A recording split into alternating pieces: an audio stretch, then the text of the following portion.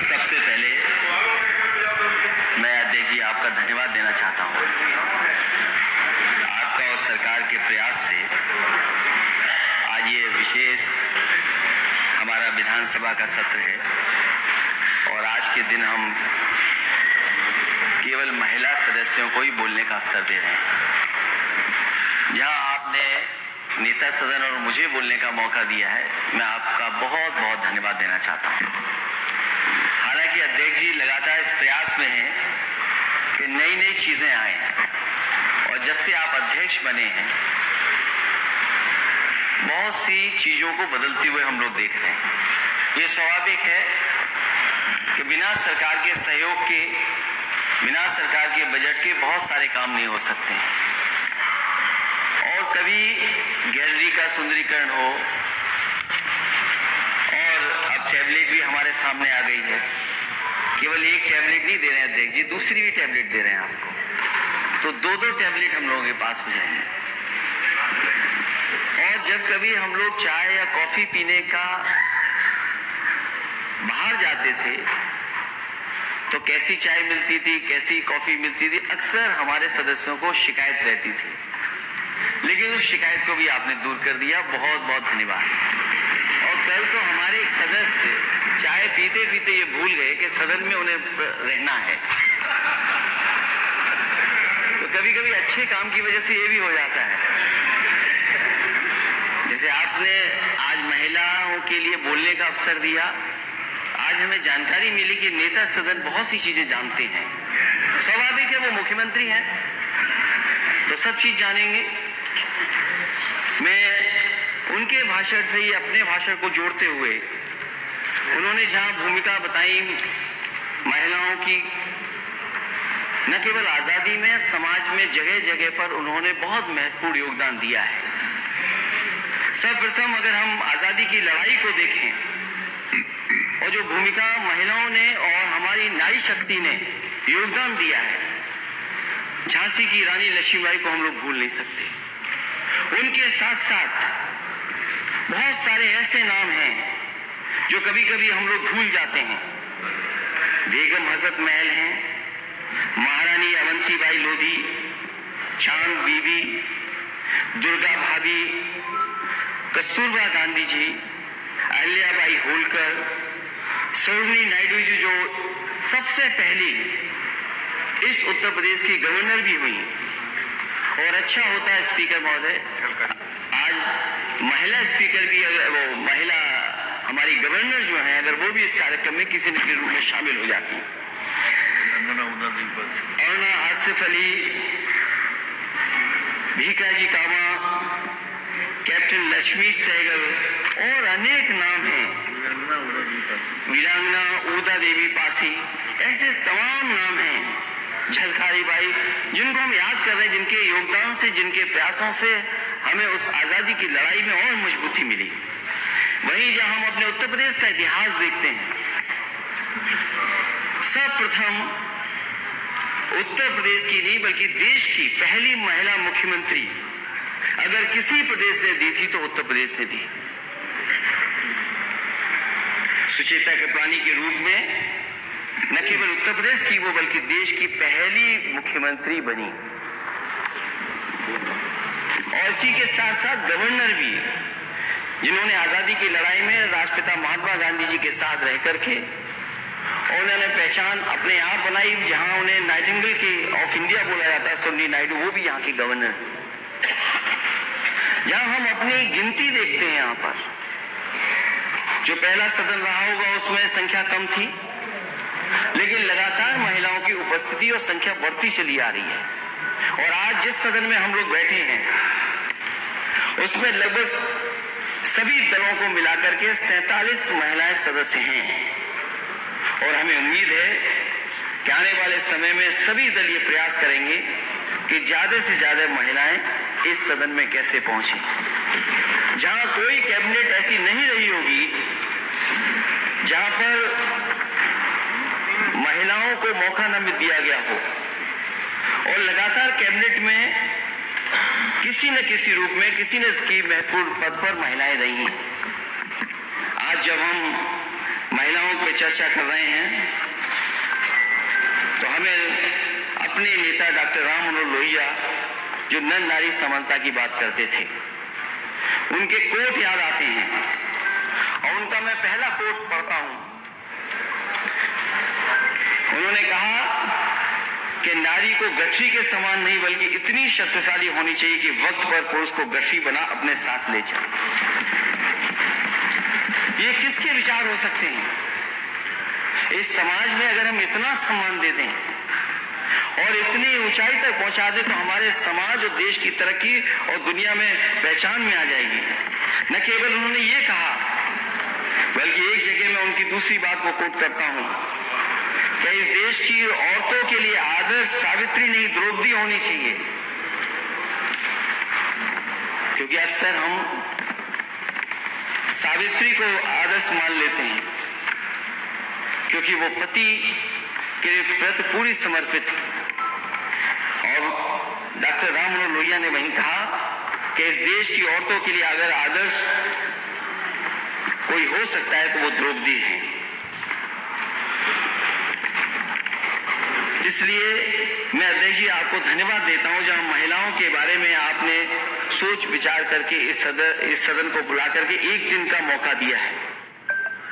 आज में एक ऐसी महिलाओं के इतने मुद्दे हैं कि हमारा एक दिन काफी नहीं है।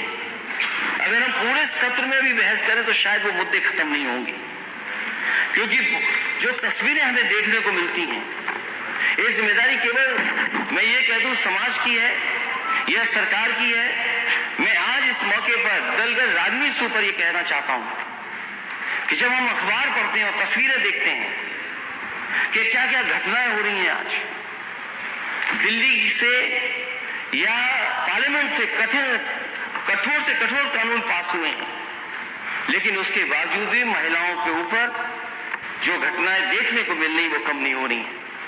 और अगर हम एनसीआरबी का आंकड़ा देखें तो वहीं उत्तर प्रदेश की जहां आबादी ज्यादा है वहीं इस सदन की भी जिम्मेदारी बढ़ जाती है, क्योंकि महिलाओं के साथ जो कुछ हो रहा है ये सब समाज में ऐसा महिलाओं के साथ नहीं होना चाहिए। और जो घटनाएं सुनने को मिलती है कई बार केवल शहर का नाम ले दें तो हमें घटना वो याद आ जाती है। अगर हम हाथरस देखें या लखीमपुर अभी की घटना को देखें, ये बात मैं नहीं कहता हूं कि आज सरकार का विरोध करने के लिए मैं नहीं खड़ा हूं। कई ऐसी भी घटनाएं जो हमारी सरकार में भी हुई, लेकिन जब सरकार और समाज और विपक्ष मिलकर के काम करता है तो इन समस्याओं को रोका भी जा सकता है और भविष्य में रिपीट नहीं हो सकता। इस सदन में जहां हम आज चर्चा कर रहे हैं महिलाओं के सवाल को लेकर के, मुझे याद है इसी सदन ने दिन रात जग करके सस्टेनेबल गोल्स पे भी चर्चा की थी। ये केवल चर्चा न रह जाए, इसलिए जहां विपक्ष की जिम्मेदारी है वहीं विपक्ष से ज्यादा सरकार की जिम्मेदारी है कि अगर चर्चा में जो बातें आ रही हैं, जो चर्चा में कहीं जाएंगे, उन पे हम ठोस कदम कैसे उठाएं।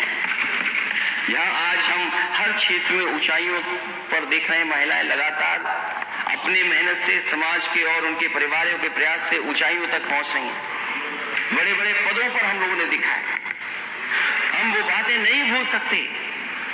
इस समाज में ऐसा भी समय था और भारत के हिस्से में ऐसा भी समय था, अगर हमें बहुत सारी चीजों पर गर्व होता है तो हम वो चीजें भी याद करें कि हमारा समाज किन चीजों से निकल करके आया है। एक समय ऐसा था जब महिलाएं पूरे कपड़े नहीं पहन सकती थी, उन्हें आधे कपड़े पहन करके रहना पड़ता था। वहां की हुकूमत उनसे टैक्स लिया करती थी। ऐसा भी समय देखा है, लेकिन जब जैसे जैसे चीजें बदली हैं, समाज में सुधार आया, चीजें बदली हैं, आज जहां हम पहुंचे, हो सकता है अगर समाज और सरकार और सब हम लोग मिलकर के कोशिश करेंगे तो हो सकता है समाज हम कहां आगे पहुंचा दें।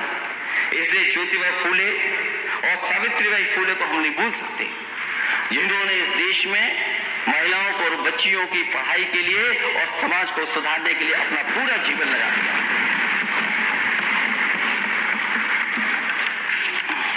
क्योंकि आज का दिन ऐसा है कि सरकार को नाराज नहीं करना है। तो घटनाओं का अगर हम लोग जिक्र करेंगे, माननीय सदस्य जितने लोग बैठे हैं सब जानते हैं। जब आज हम लोग चर्चा कर रहे हैं तो अखबारों में किस शहर की घटना कितनी बड़ी निकली है, घटना कैसे हुई वो अलग बात है, लेकिन अगर वो घटना अखबारों में छप जाए, टीवी पे आ जाए, तो आज सभ्य समाज में हमें कितना शर्मिंदा होना पड़ता है। मुरादाबाद जैसी घटना, जहां पर एक बेटी रास्ते पे भागती चली गई अपने आप को बचाने के लिए, और कोई कपड़ा उसके शरीर पर नहीं, तो सोचो हमारी आपकी जिम्मेदारी कितनी बन जाती है। इसलिए आज सरकार का जहां सरकार ने बड़ी बड़ी बातें कही थी कि सशक्त नारी बनाने के लिए हम क्या क्या फैसला लेंगे, आज मैं उन बातों को याद नहीं दिलाना चाहता हूं, लेकिन महिलाओं की सबसे जरूरी चीजें हैं, उनकी सेफ्टी और सिक्योरिटी पे क्या हम काम करें, उनको हम किस तरीके से सरकार की योजनाओं से जोड़ें, महिला सशक्तिकरण और कल्याण के लिए हम क्या क्या कर सकते हैं। सुझाव के रूप में मैं जरूर कहना चाहूंगा,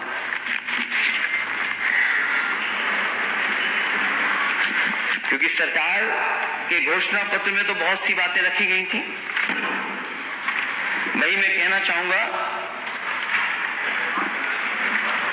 कि हम लोग समाजवादी पार्टी की घोषणा पत्र में हम लोगों ने कुछ बातें लिखी थी, क्योंकि हम सरकार में नहीं आए हैं, इसे हम सुझाव के रूप में सरकार को बता सकते हैं। हालांकि उन्होंने भी बहुत सारी बातें लिखी सशक्त नारी के लिए क्या क्या होना चाहिए, वही हम भी सुझाव देना चाहते हैं कि समाजवादी पार्टी महिलाओं, अल्पसंख्यक और दलित सहित प्रत्येक नागरिक के लिए हेट क्राइम के खिलाफ जीरो टॉलरेंस की नीति के लिए संकल्पबद्ध है, और सरकार से मांग करते हैं कि वे जीरो टॉलरेंस नीति को अपनाएं। हालांकि जीरो टॉलरेंस की नीति के बारे में सरकार कहती है, लेकिन कैसे इसको हम लागू कर सकें उस दिशा में मैं समझता हूं सरकार जरूर काम करेगी। वहीं उत्तर प्रदेश में पुलिस समेत सभी सरकारी नौकरियों में महिलाओं को 33% आरक्षण दिया जाए। ये आरक्षण सभी श्रेणियों जैसे सामान्य, EWS, OBC, SC और ST के लिए भी लागू किया जाए। लड़कियों की KG से PG तक शिक्षा मुफ्त की जाए, क्योंकि जिस समय नेताजी की सरकार थी उस समय पढ़ाई को बिल्कुल मुफ्त कर दिया गया था। हमें उम्मीद है कि आज जब हम महिलाओं के सवालों पर चर्चा कर रहे हैं तो ये पढ़ाई भी पूरी की पूरी मुफ्त होनी चाहिए। और मुझे याद है कि एक बार मैं यहाँ पर एक अखबार के कार्यक्रम में जब मैं गया तो मैं जिन लोगों का सम्मान कर रहा था उसमें नौजवान वो टॉपर था, 12th क्लास के टॉपर्स का मैं सम्मान कर रहा था।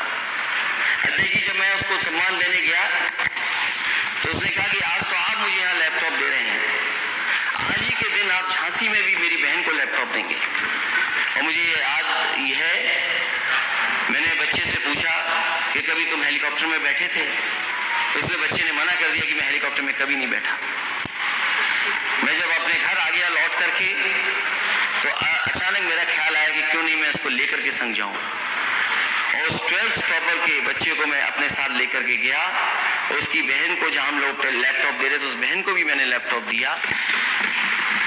और जब मैंने सूची देखी कि आखिरकार किनको मैं लैपटॉप दे रहा हूं, तो सबसे ज्यादा अगर किसी को लैपटॉप मिला था समाजवादी सरकार में तो वो बेटियां थी जिनको लैपटॉप समाजवादी सरकार में मिला। इधर जब कुछ सालों बाद में झांसी गया, क्योंकि वो टॉपर था, उसकी बहन भी टॉपर थी, तो मैंने सोचा कि जिनको मैंने लैपटॉप दिया आखिरकार वो कर क्या रहे होंगे।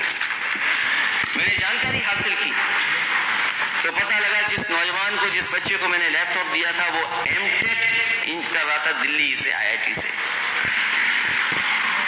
और मैंने उससे फोन पर पूछा क्योंकि वो आ नहीं सकता था उस दिन कि क्या कर रहे हो, तो उसने कहा मैं M.Tech कर रहा हूं और आज भी आपका लैपटॉप चल रहा है, बंद नहीं हुआ है।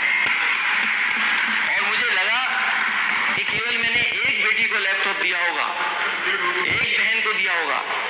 जब मैं बरुआ सागर उसके घर परिवार से मिला तो उन्होंने कहा ये छोटी सी टाउन एरिया है, बहुत बड़ी नहीं है, लेकिन इसी में समाजवादी सरकार में कम से कम 400 बच्चों को लैपटॉप मिल गया। ये बात मैं बहुत पुरानी बता रहा हूं। उस समय जब उन बच्चों से मैं मिला, उन बच्चों ने कहा कि हमें लैपटॉप तो मिल गया, हम पढ़ाई लिखाई तो पूरी कर ली है, लेकिन हमें नौकरी नहीं मिल पा रही है, रोजगार नहीं मिल पा रहा है। हमें उम्मीद है कि इस सरकार को जहां मौका मिला है, डबल इंजन की सरकार को काम करने का, तो जहां पढ़ाई अच्छी होगी बेटियों की, जहां उन्हें और पढ़ने का मौका दिया जाएगा, आने वाले समय में उन्हें रोजगार भी देने का काम सरकार करेगी। जहां सुरक्षा के लिए मैं सुझाव देना चाहूंगा कि पुलिस बल में महिलाओं के लिए विशेष भर्ती अभियान चलाया जाए ताकि एक स्वतंत्र महिला पुलिस इकाई का निर्माण हो सके, क्योंकि हम सरकार में नहीं है, हमारे मैनिफेस्टो में था। तो आज सुझाव के रूप में मैं सरकार से कह रहा हूं कि पुलिस बल में महिलाओं के लिए विशेष भर्ती अभियान चलाया जाए ताकि एक स्वतंत्र महिला पुलिस इकाई का निर्माण हो सके। यूपी पुलिस बल में महिलाओं को 33% प्रतिनिधित्व दिया जाए। आत्मरक्षा प्रशिक्षण कार्यक्रम तहसील स्तर पर सभी स्कूल और संस्थाओं में नियमित अंतराल पर आयोजित किए जाएं। सभी गांवों में क्या सीसीटीवी और डायल 100 डायल 112 तो है ही, लेकिन उसका समय कैसे कम हो, क्योंकि रिस्पांस टाइम जितना कम हो जाएगा उतनी ही जल्दी पुलिस एक्शन में आ जाएगी और जो पीड़ित है उसकी मदद हो सकेगी। मुझे याद है कि जैसे ये सरकार कहती है कि हमने महिलाओं को और बेटियों की सुरक्षा के लिए एंटी रोमियो स्क्वाड बनाया है, उस समय समाजवादी सरकार में वुमेन पावर लाइन 1090 को बनाया गया था। और मैं चाहूंगा सरकार से कि वुमेन पावर लाइन 1090 को मजबूत किया जाए और ईमेल और व्हाट्सएप द्वारा शिकायत दर्ज करने की सुविधा प्रदान की जाए, और साथ ही साथ 1090 ऐप से लेकर के जो ट्रैकिंग का है सिस्टम वो भी विकसित किया जाए, जिससे आज के समय पर जो टेक्नोलॉजी का हम इस्तेमाल कर सके उसको शामिल कर करके अपनी बेटियों की भी सुरक्षा और का इंतजाम कर सकें। स्पेशल वुमेन सेल महिलाओं के खिलाफ होने वाले अपराधों की निगरानी एवं रोकथाम के लिए डीजीपी की अगुवाई में गठित किया जाए। सभी पुलिस अधिकारियों को के एसीआर में अनेक जेंडर सेंसिटिविटी, क्योंकि जेंडर सेंसिटिविटी अगर नहीं होगी तो हम न्याय नहीं दिला पाएंगे, इसलिए जेंडर सेंसिटिविटी के पता लगाने के लिए एक इंडेक्स बनाया जाए।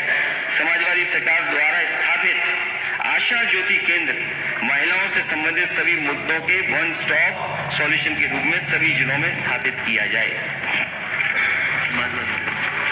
और मुझे याद है महिलाओं को और उनको सम्मान देने के लिए समाजवादी सरकार में समाजवादी पेंशन शुरू की गई थी। हालांकि ये सरकार